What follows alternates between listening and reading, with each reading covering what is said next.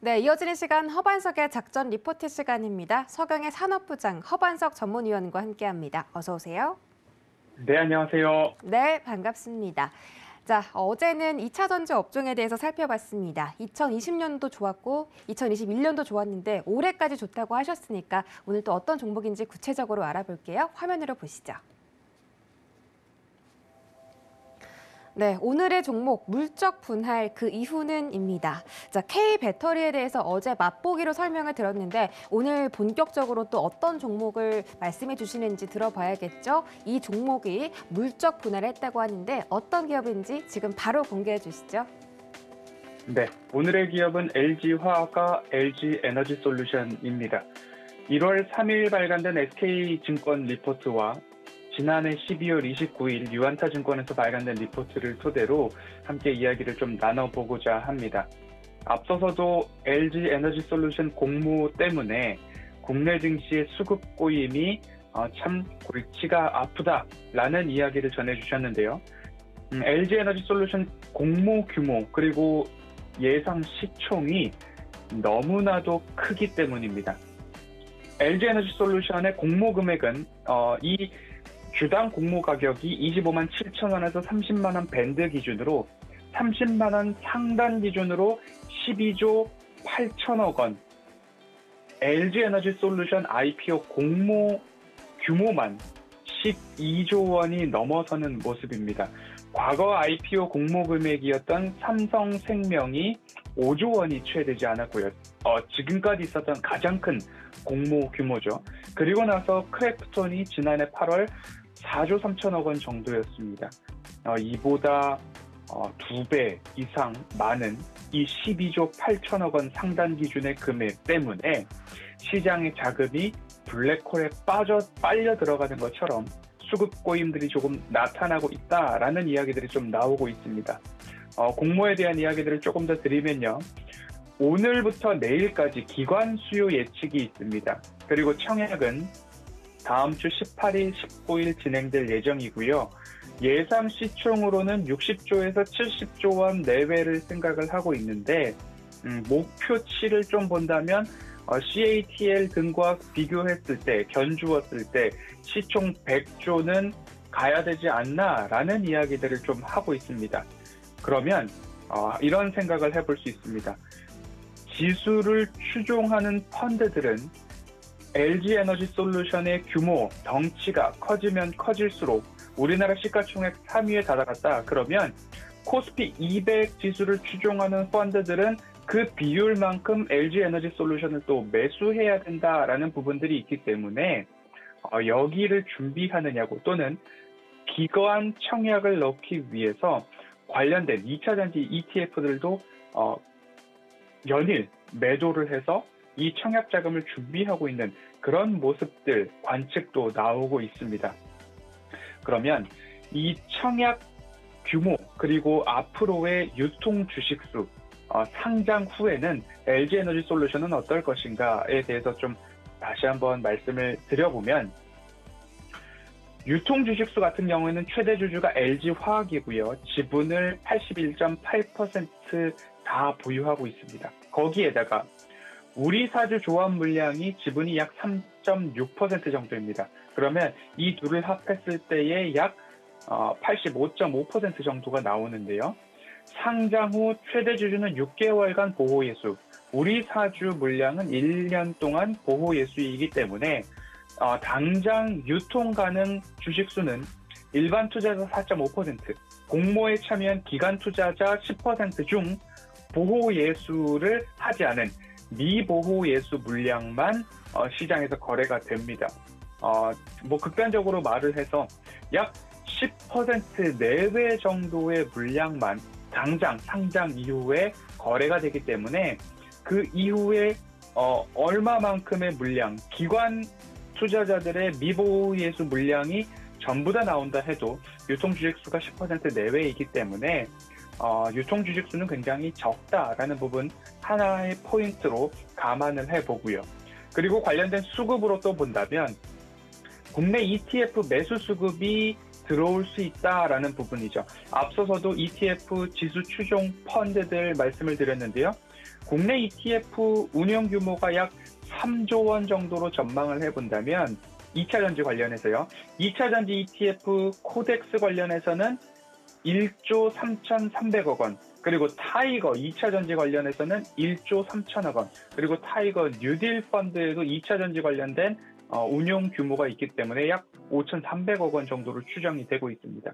기존 LG화학을 보유하고 있는 비중을 본다면 코덱스 1조 3천억 원 이상에서 17%, 타이거 1조 3천억 원 규모에서 7.6%, 뉴딜 펀드 관련해서 5,300억 중에 21% 정도의 비중을 LG화학으로 구성을 해 놓았었습니다. 이러한 LG화학 비중을 고스란히 LG에너지솔루션으로 이동한다라고 가정을 했을 때 약 4,400억 원 정도의 이 ETF 관련된 매수 수급이 발생될 수 있다라고 또 산출을 해볼 수 있습니다. 이러한 것들이 뭐 전량 다 LG화학을 다 팔고 LG에너지솔루션으로 가는 건 아니지만 대략적으로의 매수, 기관 매수 수급이 이 정도 나올 수도 있다라는 부분을 한번 감안을 해보시면 좋을 것 같고요. 또 한 가지는 결국 코스피 200 지수로의 조기 편입 가능성입니다. 워낙 시총 규모가 크고 그리고 우리나라 코스피 시총 3위로 단숨에 올라설 수 있다라는 이야기도 나올 수 있기 때문에 코스피 200 지수의 조기 편입으로 해서 여기에서 4% 정도의 편입 비율에 따른 매수가 들어온다라고 한다면 약 1조 원 가까운 매수 수요 발생 가능성도 추가될 수 있습니다. 그렇기 때문에 당장의 상장 이후에 어떠한 흐름들이 나올지 어느 누구도 알 수 없는 상황이지만 오히려 매도 물량보다는 매수 수급이 높을 수 있다. 그리고 유통 가능 주식 수량이 극히 적다. 6개월까지는 이 부분도 참고를 해볼 필요가 있을 것 같고요. 국내 지수 추종 펀드뿐만 아니라 해외 ETF 매수 관련된 수급도 이어질 수 있다라는 부분인데요. ETF, MSCI 지수, FTSE 지수 등 이러한 추종 자금들이 상장 후 5거래일 이후 종가에 또는 상장 후 10거래일 이후 종가에 매수 유입이 들어올 수 있다라는 부분인데 이와 관련된 거래 또는 운용 규모가 LIT, 리튬 앤 배터리라고 하는 미래에셋에서 운용하고 있는 이 ETF의 운용 규모가 55억 달러, 현재 환율로 환산을 해보면 6조 6천억 원가량의 너무 큰 비율이죠. 그런데 여기서 LG화학을 편입한다. 그리고 그 편입 비율이 약 3.6%로 현재 알려져 있는데요. 3.6%를 고스란히 LG에너지솔루션으로 가져간다라고 했을 때 약 2,300억 원 이상의 매수 규모 수급이 발생될 수 있다라는 부분까지도 좀 감안을 해본다면 유통 주식수가 적고 국내 시총 3위로 단숨에 올라설 수 있고 관련된 지수 추종 자금들이 매수 유입을 해온다면 당장의 상장 이후에는 CATL 등과의 비교를 놓고서 시총 100조 목표를 향한 뭔가 과매수 수급도 좀 나올 수 있지 않을까라는 모습들이 좀 나오고 있습니다. 하지만 100조 원을 넘어서는 순간부터는 무언가 좀 여기는 좀 오버했다라는 그런 투자자의 시선과 센스와 그리고 이러한 관점, 조심스러운 관점으로 볼 필요도 있겠다라는 여러 전망들을 좀 전해드리면서 결국에는 중장기로든 단기로든 시총 100조를 보는 뷰도 있고요. 시총 70조를 보는 뷰도 있기 때문에 그 사이 밴드에서 일부 트레이딩이 가능하지 않을까라는 말씀도 좀 전해드리도록 하겠습니다. 네, 1월 한 달 동안은 LG에너지솔루션에 대한 IPO에 집중이 좀 많이 되고 있고요. 이에 따라서 개인 투자자들의 수급 분산도 증시에 영향을 미칠 것이다라는 의견이 지배적입니다. 지금 LG에너지솔루션이 유통 주식수도 유통 비율도 좀 낮고 기수 추종 자금의 매수 유입도 되면서 앞으로도 계속 좀 성장할 수 있을 거라고 내다보시는데 최소 70조 원에서 100조 원까지 시가총액 성장할 수 있을 것으로 지금 분석을 해주셨습니다. 자, 그렇다면 LG에너지솔루션의 최대 주주이자 물적 분할의 모회사인 LG화학의 주가도 궁금한데 올해 들어서 1월 달부터는 LG화학이 좀 V자로 반등하는 모습이 나타나고 있거든요. LG화학의 주가 전망도 짚어주시죠. 네, LG화학이 LG에너지솔루션의 81% 이상의 지분을 보유하고 있습니다. 그러면 모 회사가 자회사의 IPO 이후에 할인율을 적용한다. 그래서 50%의 할인율을 적용하고 거기에다가 지분 가치 비율만큼 또 적용을 해서 그러면 LG에너지솔루션이 시총 100조일 때 LG화학은 이 정도의 평가를 받을 수 있겠다라는 계산들이 리포트를 통해서 여기저기서 쏟아져 나오고 있습니다. 이러한 공식과 같이 자회사의 물적 분할과 모회사의 할인, 국내 증시에서 이렇게 반영들을 하고 있는데요. 기존 모회사 주주들, LG화학의 기존 주주들은 LG에너지솔루션과 이제는 전혀 상관이 없는 모습으로 현재 국내 상장 유가증권 시장은 이렇게 운영이 되고 있는데 지난번 저녁 방송에서도 말씀드렸지만 투자자, 오로지 내가 증시에 참여하고 있는 투자자로서 가만히 있으면 아무것도 변하지 않는다라는 말씀, 오늘 단 여기까지만 좀 반복을 해서 말씀을 드리고요. 자회사 상장을 앞두고 단기 투심 악화 또는 ETF 자금들의 매도로 인해서 최근 한 달간 14% 이상의 하락을 겪어왔고 여기서 다시 반등이 살짝 나온 상황입니다. 최근 목표 주가에 대한 리포트들을 보면 최저 78만 원에서 최고 110만 원, 아직까지 리뉴얼 되지 않은 리포트들 같은 경우에는 110만 원에 대한 이야기들을 아직까지는 유지하고 있습니다. 이제는 배터리 분야의 회사에서 첨단 소재, 배터리 관련해서는 첨단 소재 기업으로 이렇게 목표를 이야기를 하고 있는 LG화학입니다.